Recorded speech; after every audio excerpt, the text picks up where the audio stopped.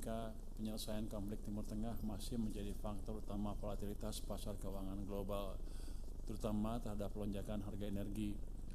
Berdasarkan perkembangan tersebut, KSSK yang terdiri dari Menteri Keuangan, Gubernur Bank Indonesia, Ketua Dewan Komisioner Otoritas Jasa Keuangan, dan Ketua Dewan Komisioner Lembaga Penjamin Simpanan akan terus mencermati dan melakukan assessment forward-looking atas kinerja perekonomian dan sektor keuangan terkini, sharing risiko ketidakpastian ekonomi global yang meningkat, sekaligus melakukan upaya mitigasi secara terkoordinasi, baik antar lembaga anggota KSSK maupun dengan kementerian lembaga lain.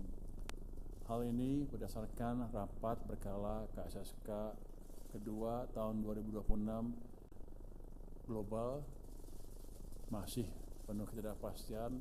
Kita akan mewaspadai terus untuk ekonomi domestik. Kita lihat triwulan pertama pertumbuhan cukup bagus, 5,61 ya. Oh. Bagus ya. Tapi kita akan lihat seperti apa di triwulan kedua tahun ini. Kita waspadai semua kendala yang mungkin timbul dan kita lihat semua variabel makro yang ada, dan kelihatannya pemerintah juga akan masih memberikan stimulus tambahan ke perekonomian di triwulan kedua tahun 2026 ini. Jadi untuk memperbaiki iklim investasi, Presiden Prabowo Subianto telah membentuk Satgas Percepatan Program Pemerintah untuk mendukung peningkatan pertumbuhan ekonomi atau Satgas P3M PPE dalam rangka mempercepat program strategis, memperkuat investasi, dan mendorong penciptaan lapangan kerja. Satgas juga menghadirkan layanan kanal debottlenecking 24 jam untuk menyelesaikan hambatan perizinan dan investasi secara cepat, transparan, dan akuntabel. Salah satunya yang tadi siang kami bersidang di Kementerian Keuangan. Hingga akhir 2026, Satgas telah menggelar 8 sidang menyelesaikan berbagai isu strategis lintas sektor, termasuk proyek LNG Abadi Masela, kawasan ekonomi khusus, sertifikasi SNI, perizinan apotek dan biofuel, serta hambatan investasi dan tata kelola usaha.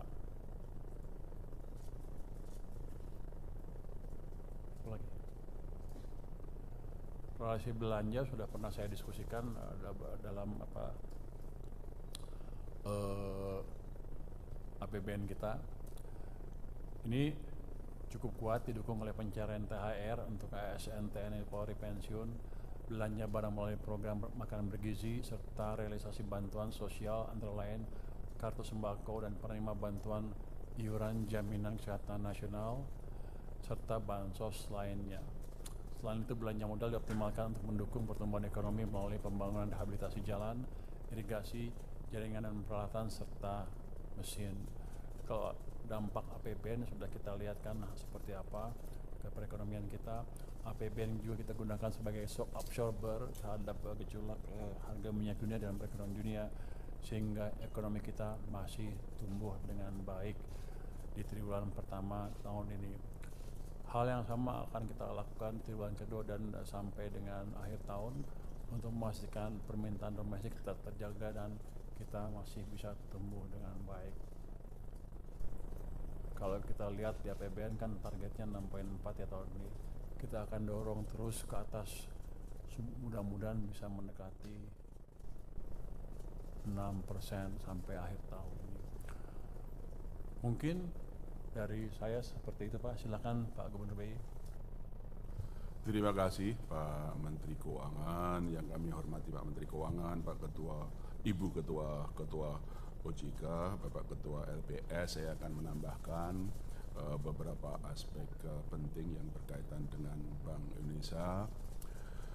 Yang pertama, ketahanan eksternal ekonomi Indonesia tetap kuat dalam menghadapi meningkatnya ketidakpastian global termasuk akibat konflik Timur Tengah.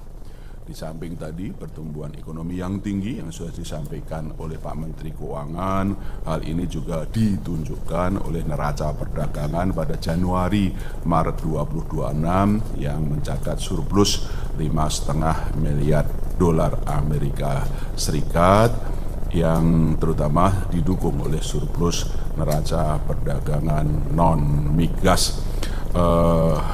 Capital inflow atau portfolio inflow juga terjadi aliran masuk modal asing yang pada hingga 30 April pada triwulan 2 mencapai 3,3 miliar dolar Amerika Serikat, terutama pada instrumen SRBI dan SPN. Setelah di triwulan 1 ada outflow 1,7 miliar. Nilai tukar rupiah juga stabil dengan langkah-langkah Bank Indonesia. Tingkat pelemahan rupiah juga terjaga sebanding dengan negara-negara lain.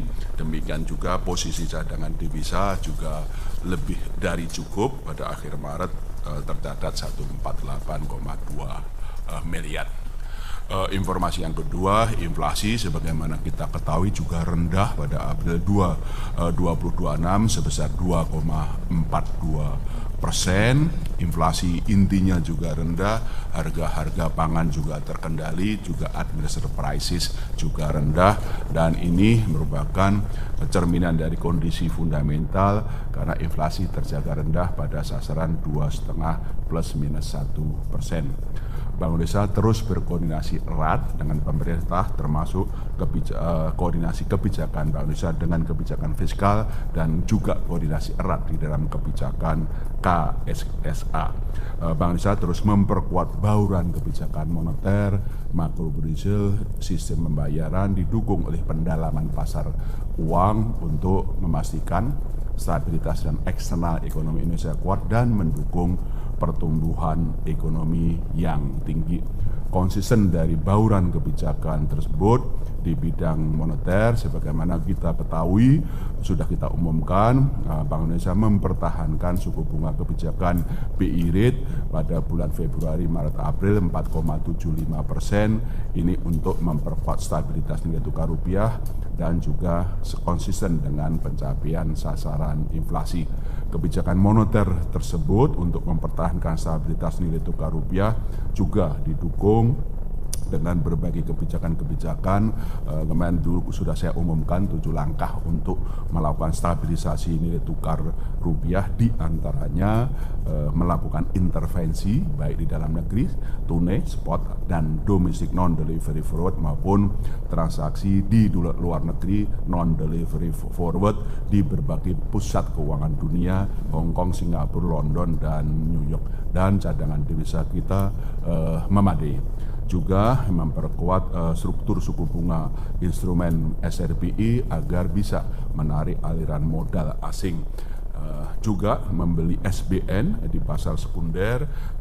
Sejauh ini kita sudah membeli hingga 4 Mei 2026 membeli 123,1 triliun rupiah sebagai bagian dari eratnya koordinasi moneter dan fiskal.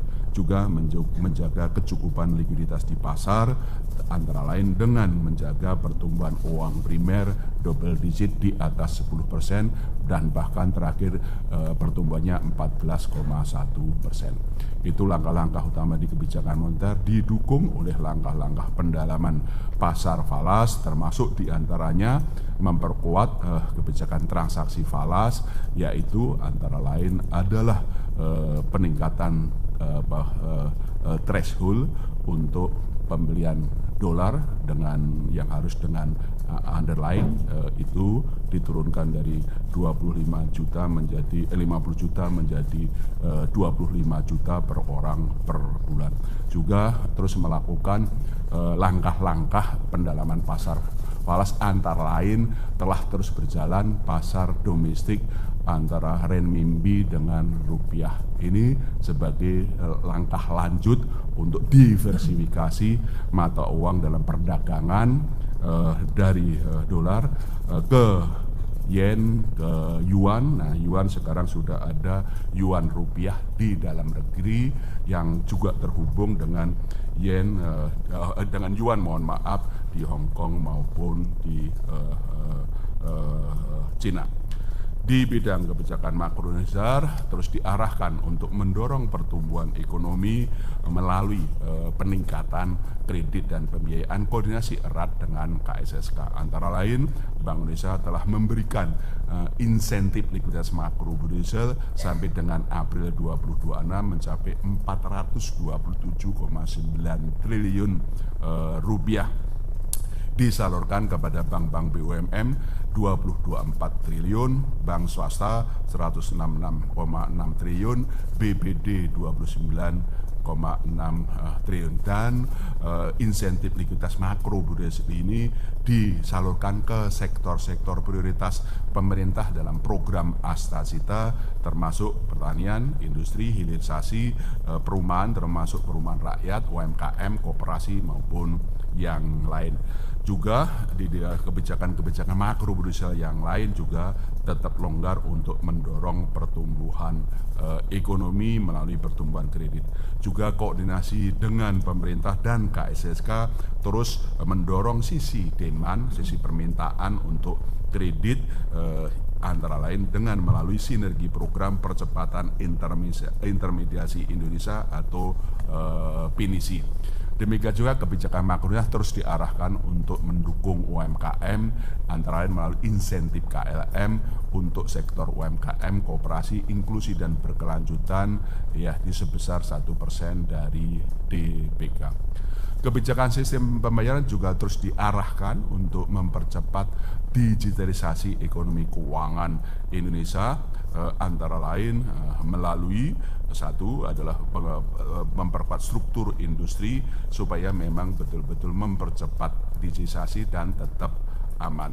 Yang kedua juga meluncurkan Pusat Inovasi Digital Indonesia (PD) pada 30 April 2026, di mana 80 tim telah terseleksi untuk menjadi calon-calon bisnis digital di Indonesia untuk inklusi ekonomi dan keuangan, baik di dalam financial services termasuk keamanan cyber dan manajemen risiko, juga berkaitan dengan penciptaan lapangan kerja dan UMKM, termasuk juga bagian untuk layanan bisnis, layanan umum.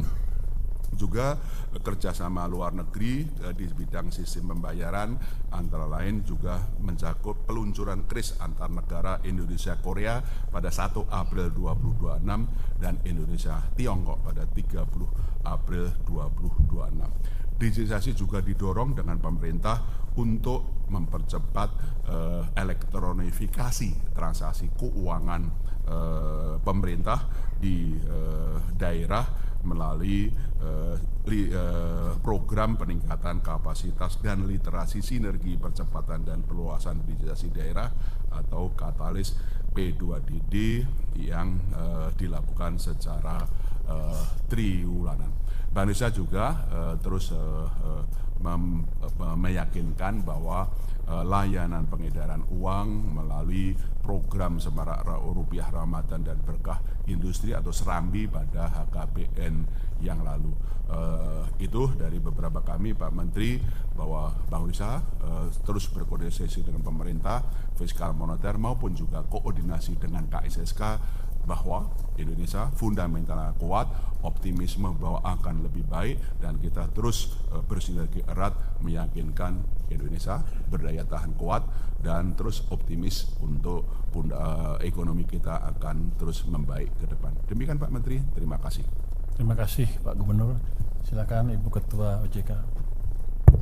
Terima kasih Pak Menteri Keuangan. Yang saya hormati Bapak Menteri Keuangan, Bapak Gubernur Bank Indonesia dan Ketua Dewan Komisioner LPS, dan tentu saja rekan-rekan media yang saya hormati. Selamat sore, Assalamualaikum warahmatullahi wabarakatuh. Salam sejahtera untuk kita semua, Om Swastiastu, Namo Buddhaya, salam kebajikan. Rekan-rekan media yang saya hormati, mencermati pasar modal Indonesia. Pasar modal dalam negeri bergerak dinamis di triwulan 1 tahun ini seiring peningkatan ketidakpastian global. Indeks harga saham ditutup pada level 7.048,22 per 31 Maret 2026. Ini mengalami koreksi secara sebesar 18,49%, namun masih tumbuh positif sebesar 8,26% secara year on year. Memasuki bulan Mei 2026, IHSG menunjukkan tren penguatan dan per 5 Mei kemarin ditutup pada level 7.057,11 sehingga indeks telah terapresiasi sebesar 1,44% secara month to date. Penghimpunan dana oleh korporasi domestik di pasar modal juga tetap kuat. Hingga 5 Mei, nilai penghimpunan dana di pasar modal sudah mencapai 59,35 triliun secara year to date. Capaian ini tentu saja menunjukkan terjaganya minat fundraising di pasar modal Indonesia yang didominasi oleh penerbitan efek bersifat utang dan atau sukuk senilai 58,9 triliun rupiah. Sementara juga yang menarik datanya adalah jumlah investor pasar modal per triwulan 1 tahun ini tercatat bertambah ya menjadi 24,7 juta single investor identification dan bahkan per hari terbaru itu sudah 26 juta. Jadi ini juga menunjukkan confidence ya terhadap pasar modal Indonesia dengan banyak masuknya investor-investor retail domestik di pasar modal Indonesia. Kinerja intermediasi perbankan tetap kontributif dengan profil risiko yang terjaga, di mana kredit perbankan pada Maret ini tercatat tumbuh sebesar 9,49% year on year menjadi 8.659 triliun rupiah, didorong oleh kredit investasi yang tumbuh tinggi sebesar 20,85% year on year, diikuti oleh kredit konsumsi 5,88% year on year. Sedangkan kredit modal kerja tumbuh 4,38% year on year. Sementara itu kualitas kredit juga tetap terjaga dengan rasio NPL gross sebesar 2,1% dan NPL net sebesar 0,8%. LAR, loan at risk, juga relatif stabil sebesar 8,9%. DPK juga tumbuh sebesar 13,55% year on year menjadi 10.230 triliun dengan giro, tabungan, dan deposito masing-masing tumbuh sebesar 21,37%, 8,36% dan 11,57% year on year. Ketahanan perbankan juga terjaga kuat. Ini terlihat dari tingkat permodalan atau capital adequacy ratio atau CAR pada Maret ini berada di level tinggi yaitu sebesar 25,09%. Likuiditas perbankan juga tetap memadai dengan rasio loan to deposit ratio sebesar 84,64%. Alat liquid per non-core deposit atau AL per NCD dan alat liquid per DPK masing-masing tercatat sebesar 122,55% dan 27,85%, jauh di atas threshold masing-masing yaitu sebesar 50 dan 100%. Bagaimana di sektor selain bank? Kalau kita lihat di sektor perasuransian, penjaminan dan dana pensiun, aset industri asuransi di Maret ini mencapai 1.195,75 triliun atau tumbuh 4,38% year on year. Secara umum kita lihat di industri asuransi komersial masih memadai dengan RBC, risk based capital, di industri asuransi jiwa tercatat sebesar 474,26%, serta asuransi umum dan reasuransi sebesar 316,32%, jauh di atas ambang batas 120%. Di sisi industri dana pensiun, total aset dana pensiun di Maret ini tumbuh 10,49% year on year dengan nilai mencapai 1.684,89 triliun, dengan aset dana pensiun program sukarela sebesar 408,82 triliun atau ini tumbuh 6,9% year on year. Adapun total aset perusahaan penjaminan tumbuh sebesar 0,77% year on year menjadi 47,48 triliun rupiah. Di sektor lembaga pembiayaan, perusahaan modal ventura dan lembaga keuangan mikro dan lembaga jasa keuangan lainnya, piutang pembiayaan perusahaan pembiayaan tumbuh sebesar 0,61% year on year dengan nominal sebesar 514,09 triliun rupiah. Ini didukung oleh pembiayaan modal kerja yang tumbuh sebesar 6,15% year on year. Profil risiko perusahaan pembiayaan juga terjaga dengan NPF non-performing financing gross sebesar 2,83% dan juga NPF net sebesar 0,8%. Gearing ratio di perusahaan pembiayaan masih berada pada level yang memadai dan tercatat 2,17 kali, jauh di bawah batas maksimum yaitu 10 kali. Di industri pinjaman daring atau PINDAR, outstanding pembiayaan tumbuh 26,25% dengan nominal 101,03 triliun dengan tingkat risiko kredit macet secara agregat terjaga di level 4,52%. Di aset kripto hingga Maret tahun ini ada 1.464 aset kripto yang diperdagangkan. Kami telah menyetujui perizinan 31 entitas di ekosistem perdagangan aset kripto yang terdiri dari 2 bursa kripto, kemudian 2 lembaga clearing penjaminan dan penyelesaian, 2 pengelola tempat penyimpanan, dan 25 pedagang aset kripto. Selain itu, jumlah konsumen aset kripto juga terus bertumbuh menjadi 21,37 juta investor, di mana nilai transaksinya mencapai 22,24 triliun rupiah. Rekan-rekan media yang saya hormati, sebagai respon terhadap dinamika global serta tentunya mencermati perkembangan perekonomian dan pasar domestik, kami telah mengambil beberapa langkah kebijakan yang kami nilai itu diperlukan untuk menjaga stabilitas sistem keuangan dan tentunya tetap mendukung pertumbuhan ekonomi. Yang pertama adalah dalam rangka reformasi pasar modal Indonesia yang sudah beberapa kali saya sampaikan, mungkin saya tidak ulang kecuali nanti teman-teman ada pertanyaan terkait 8 rencana aksi di pasar modal, reformasi integritas pasar modal yang semuanya sudah kita lakukan ya, kecuali yang untuk free float masih memang ada tahapannya. Jadi semua sudah kami deliver, jadi saya tidak akan mengulang lagi. Untuk mendukung akselerasi program 3 juta rumah dan pembiayaan UMKM, kami telah menetapkan sejumlah kebijakan strategis, antara lain berupa pembatasan informasi dalam laporan Sistem Layanan Informasi Keuangan atau SLIK untuk kredit atau pembiayaan dengan nominal di atas 1 juta rupiah. Kemudian percepatan pembaruan status pelunasan kredit yaitu H+3, serta pemberian akses data SLIK kepada BP Tapera sesuai dengan ketentuan yang berlaku. Kami juga telah menetapkan kebijakan pemberian pemberlakuan khusus atas kredit atau pembiayaan kepada debitur yang terkena dampak bencana di Sumatera, yaitu di Aceh, Sumatera Utara, dan Sumatera Barat, yang berlaku 3 tahun sejak 10 Desember 2025. Dan sampai dengan Maret tahun ini telah diberikan restrukturisasi kredit pembiayaan menggunakan kebijakan relaksasi OJK sebesar 17,4 triliun rupiah untuk 279.000 rekening. Kami juga telah menetapkan roadmap pengembangan dan penguatan kegiatan usaha ekosistem Bullion untuk periode 2026 sampai dengan 2031. Ini sebagai langkah strategis kami bersama dengan kementerian terkait ya, untuk memperkuat ekosistem Bullion nasional serta mendukung hilirisasi sektor emas dan pendalaman pasar keuangan. Selain itu, rekan-rekan media kami juga telah menerbitkan ketentuan tentang reksadana berbentuk kontrak investasi kolektif yang unit penyertaian diperdagangkan di bursa atau kita lebih kenal dengan POJK ETF emas. Demikian Bapak Menteri Keuangan, saya kembalikan. Terima kasih. Terima kasih.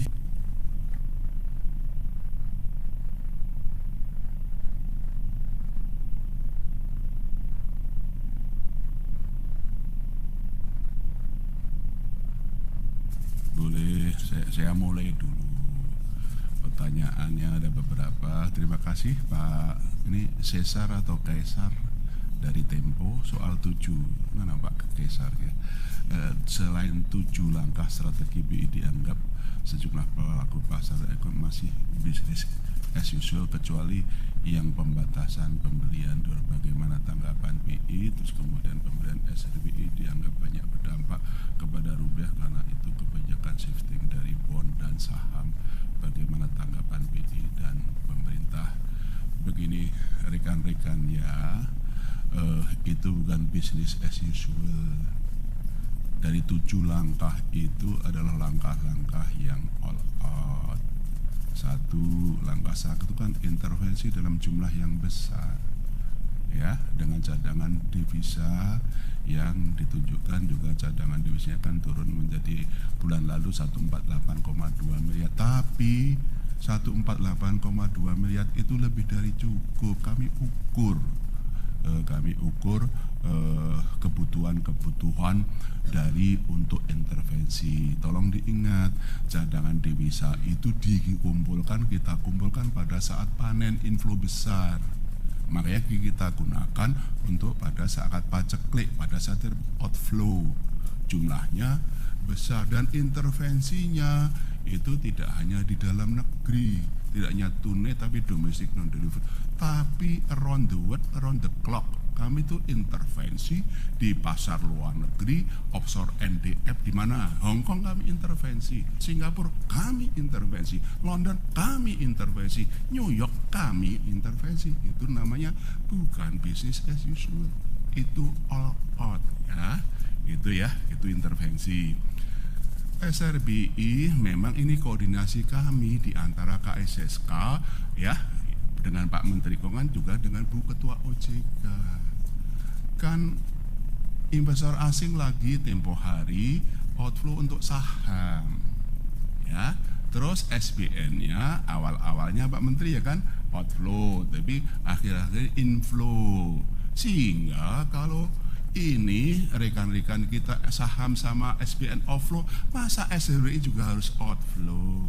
Kan harus dikompensasi se-inflow kan. Nah secara total memang SRBI inflow-nya itu lebih gede dari net outflow-nya SBN year to date ya, saya ngomong dari ya, misalnya inflow dari SRBI year to date itu 78,1 triliun, outflow sahamnya 38,6 triliun, SBN meskipun di minggu-minggu terakhir sudah inflow tapi year to date-nya 11,7 triliun outflow. Nah ini adalah juga all out juga gitu loh.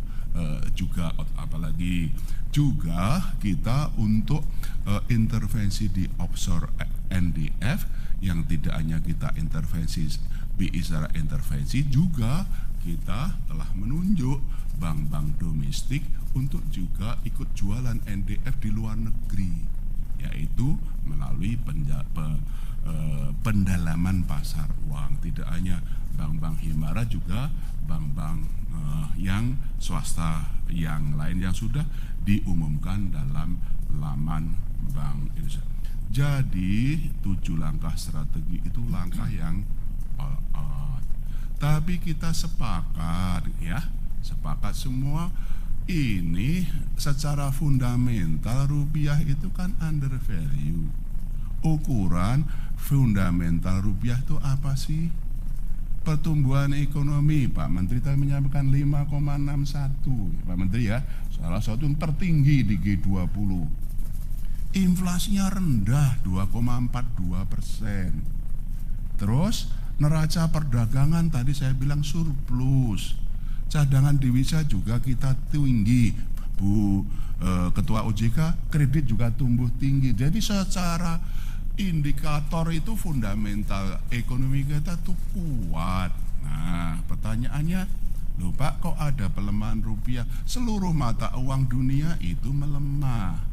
Kita jaga tingkat pelemahannya itu tidak terlalu tinggi dengan all out tadi loh, tidak all.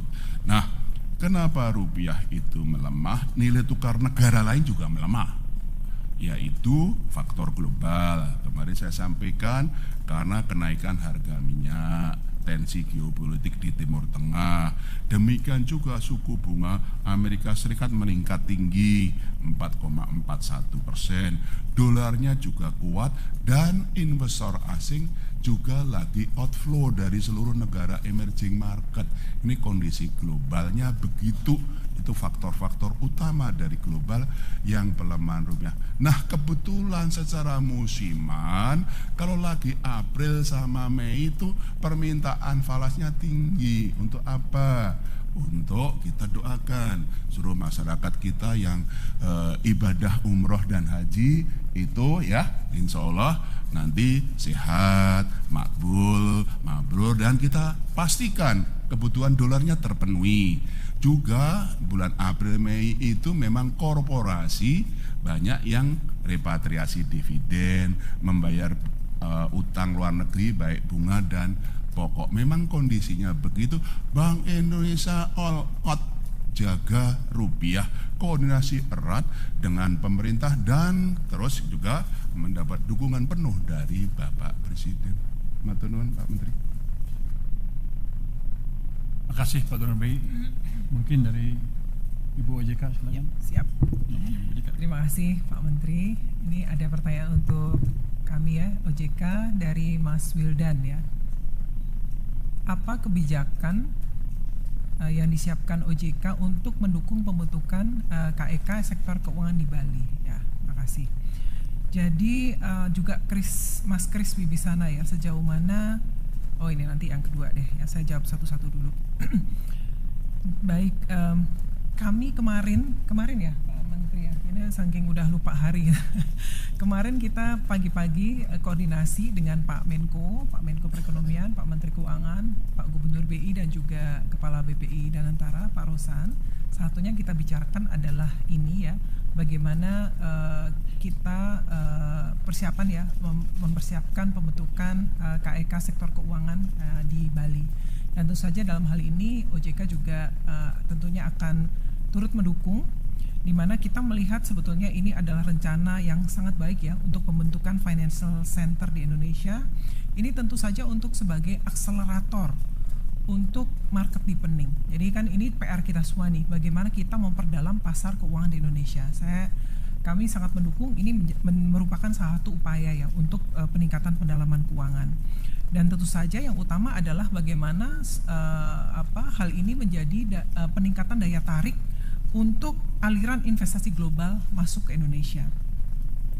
Financial Center ini juga bisa menjadi pusat inovasi layanan keuangan yang terintegrasi dengan produk dan kegiatan yang lebih luas, sehingga bisa memberikan ruang untuk piloting serta implementasi produk dan layanan baru di keuangan.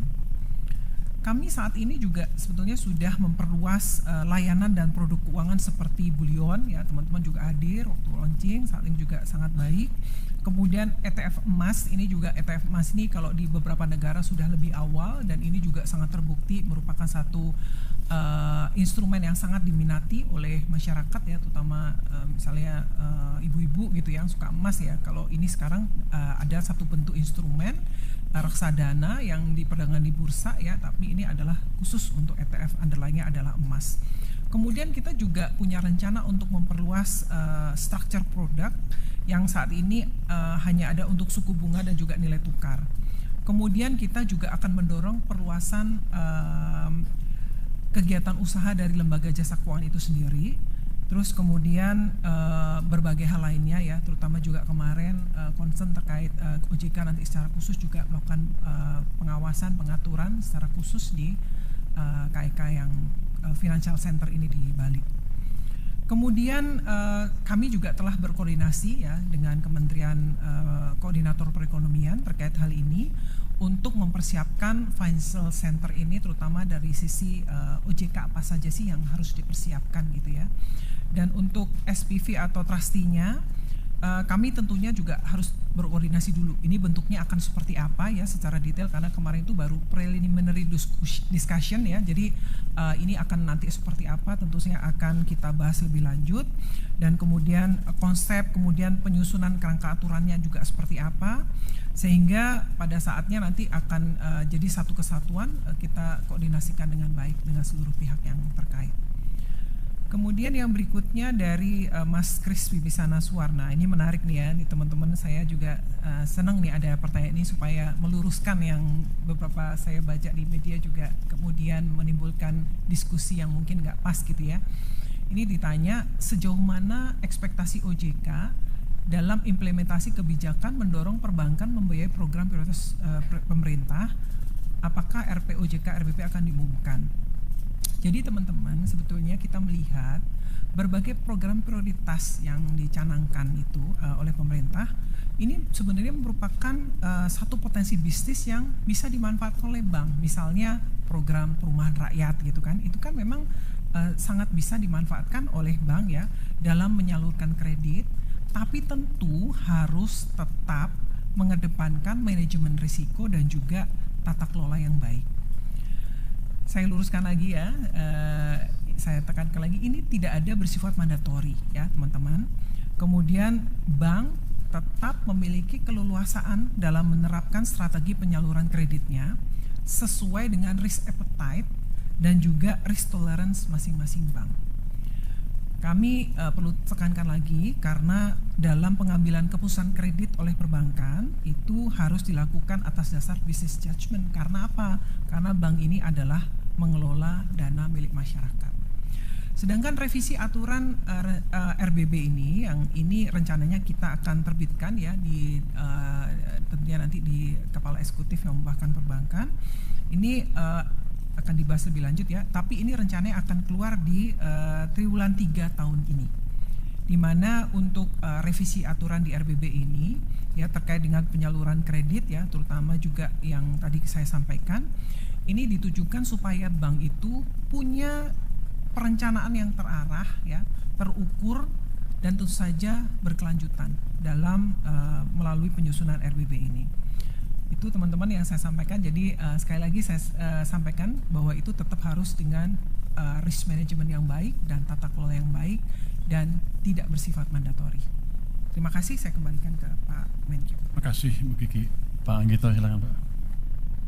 Baik, ke Pak Menteri Keuangan dan teman-teman media. Pertama dari Mas Trian, ada ya Mas Trian. Mbak Trian. Mbak Trian ya. Mana Mbak Trian? Inilah Mbak Trian. Misalnya ada sore Pak Anggito gitu, biasanya cowok yang ngomong gitu tuh. Baik, pertanyaan Mbak Trian adalah tabungan masyarakat menengah di menengah bawah di kuartal 1 bagaimana perkembangannya, apakah ada dampak gejolak global ikut pengaruh tabungan. Yang B, jumlah tabungan di bawah 100 juta dan di atas 100 juta berapa persen, dan saldo di atas 5M selama kuartal 1 berapa persen. Q1 2026 ya maksudnya, kalau 2025 masih Pak berbahaya soalnya itu. Q1 2026 sudah ada berapa PPR yang likuidasi ya istilahnya ya. Berapa nilai total klaim yang sudah dibayarkan nasabah, apakah jumlah PPR yang tutup tahun ini atau likuidasi tahun ini berpotensi lebih besar dari tahun yang lalu. Saya akan, karena ini masalah angka-angka ya Mbak Trian ya, jadi jawaban yang pertama tidak ada dampak dari pengaruh gejolak global. Simpanan yang di bawah 100 juta per Mei masih tumbuh 1,84%. Yang kedua, untuk simpanan yang tier di atas 5 miliar per Maret 2026 tumbuhnya 21,6. Ini karena ada pengaruh dari penempatan dana SAL pemerintah di Bank Himbara. Namun demikian kalau saya berandai-andai tanpa menghitung dana pemerintah pun masih tetap tumbuh 9,6%. Jadi secara natural dia tumbuh, apalagi dana pemerintah ditempatkan di Himbara juga menambah jumlah pertumbuhan dari simpanan. Kemudian untuk porsi nominal simpanan saldo di bawah 100 juta adalah 11,26% dari seluruh simpanan, dan nominal simpanan di atas 5M adalah 57,88 dari seluruh simpanan. Kalau secara agregat pertumbuhan dari DPK per Maret adalah 13,57%. Jadi jawabannya tidak ada pengaruh terhadap gejolak global terhadap pola atau behavior dari simpanan kita. Mbak Trian, ini yang berikutnya mengenai jumlah PPR yang likuidasi sepanjang tahun 2026 ini hingga tanggal 30 April itu ada 7 PPRS yang telah dicabut izin usaha oleh OJK. Sementara itu ada 3 di antara bank yang dilikuidasi atau resolusi di tahun ini. Jadi dari 7 itu ada 3 yang khusus tahun ini dengan total simpanan layak bayar adalah 1,53 triliun. Dari nominal tersebut jumlah yang telah dilakukan penanganan klaim sebesar 304,8 miliar. Jadi kalau kita bandingkan dengan 2024 dan 2025 memang tidak ada tambahan ataupun secara tahunan tidak ada tambahan PPRS yang likuidasi. Jadi polanya masih pola normal untuk tahun 2026. Kemudian Sevanya ini Mbak atau Mas? Saya salah lagi nih. Mbak juga. Oh, Sevanya. Apa apa saja kebijakan LPS untuk mendukung stabilitas sektor perbankan, terutama dikaitkan dengan ketidakpastian global. Jadi pada intinya adalah bahwa kami sebagai saya atau LPS sebagai anggota dari KSSK tentu melakukan tukar pikiran setiap pertemuan ataupun setiap waktu ada info ataupun ada update, dan tentu kami memberikan masukan terhadap forum KSSK. Nah, yang penting juga bahwa LPS menjalankan fungsinya sebagai penjamin simpanan dan otoritas resolusi bank. LPS juga terus melakukan upaya sosialisasi dan edukasi kepada masyarakat untuk mendorong literasi. Jadi apa yang kami bisa lakukan ini terkait dengan ini Anggi, ini Mbak atau Mas? Kalau Anggito itu Mas, kalau Anggi itu Mbak. Ya. 3 pertanyaan Pak Anggito, cewek kabeh. Jadi Anggi itu cewek, kalau Anggito cowok Pak. Gitu. Anggito.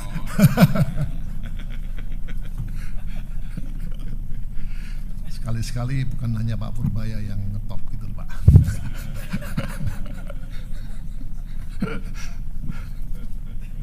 Kalau tempat saya ada Pak Purba, cowok, Purbaya juga cowok Pak. Purba sama Purbaya.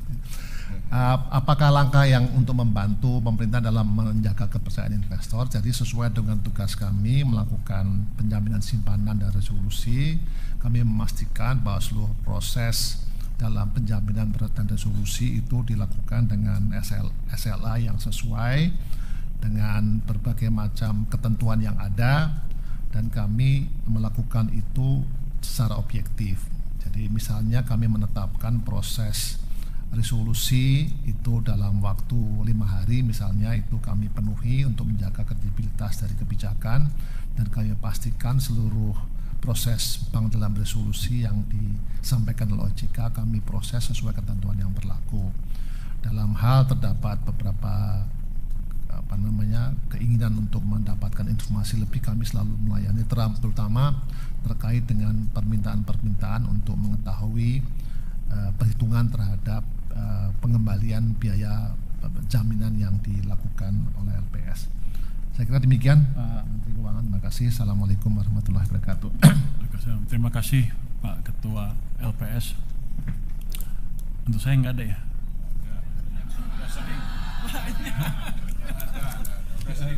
Udah sering sama aja pertanyaan nih. Satu dari Stefano, Reuters, ini kontan. Berapa besar dalam triliun rupiah estimasi anggaran insentif untuk 200.000 kendaraan listrik dan juga tambahan untuk KUR. Jadi gini, untuk listrik kan motor dan mobil yang sudah saya bicarakan dengan Pak Menteri Perindustrian dan juga sudah kita infokan kepada Menko Perekonomian. Anggarannya masih kita hitung, tapi dasarnya adalah untuk motor kira-kira 5 juta per motor, 5 juta rupiah per motor untuk 100.000 motor. Terus untuk mobil itu bervariasi, ada yang 100% PP-nya ditanggung, ada yang 40% tergantung baterainya. Tapi jumlah mobilnya 100.000 juga. Nanti anggarannya kita hitung dan kita siapkan. Yang jelas saya ingin itu masuk mulai awal Juni bisa diimplementasikan supaya triwulan kedua ada dorongan tambahan di perekonomian, dan yang penting adalah ada switch dari pemakaian BBM ke listrik sehingga import BBM kita atau BBM maupun minyak kita bisa berkurang lah. Itu membantu daya tahan ekonomi kita juga. Jadi jangan dilihat seperti subsidinya, tapi itu tujuan utamanya sehingga kita lebih tahan ekonominya dari sisi energi. Terus untuk DHE SDA, negara mana saja yang dikecualikan? Yang dikecualikan katanya berlaku 1 Juni. Sudah diputuskan berlaku 1 Juni 2026. Negara mananya nanti dilihat ketika kita publish peraturan DHE-nya.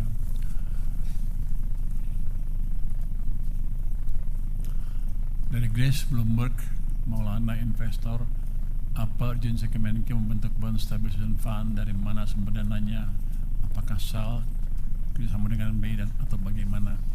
Jadi pada dasarnya saya hanya ingin lihat aja supaya bondnya marketnya relatif stabil, jangan gampang digoyang oleh investor asing, itu aja. Nanti kerjanya juga pasti koordinasi dengan bank sentral, tapi dananya ada. Kalau fund betulan kan desain lamanya itu ada beberapa lembaga yang terlibat, antara lain keuangan dan seluruh SMV yang di bawah keuangan itu bisa ikut